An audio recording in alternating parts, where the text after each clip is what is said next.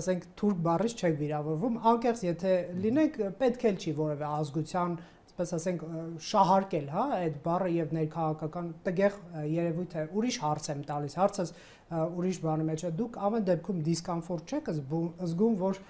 Ալաշուքյուր Փաշազադեի հետ միասին հայտնվել եք եկեղեցում թիրախավորողների շարքում։ Նա ռևանշիզմի մեջ է մեղադրում, դուք կուսակրոնության ուխտը խաթարել, թվում է Ադրբեջանի հոգևոր առաջնորդի նաև Կովկասի մուսուլմանների հետ հայտնվել եք նույն ճամբարում, այդպես է ստացվում։ Կարող է ոչ ձեր կամքով, բայց այդպես է ստացվել։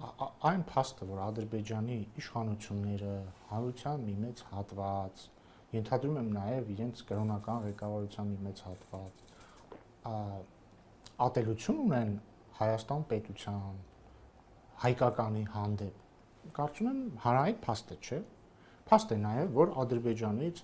կրկին ադրբեջանական մամուլը, ադրբեջանցի պաշտոնյաները,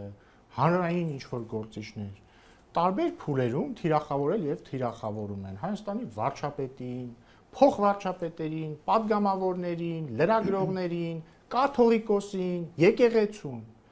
Սա նշանակում է, որ Հայաստանի ներքաղաքական դաշտում ով ում ինչին մեղադրեց, կարելի է այդ պահին գտնել մի ադրբեջանցի պաշտոնյա գործիչ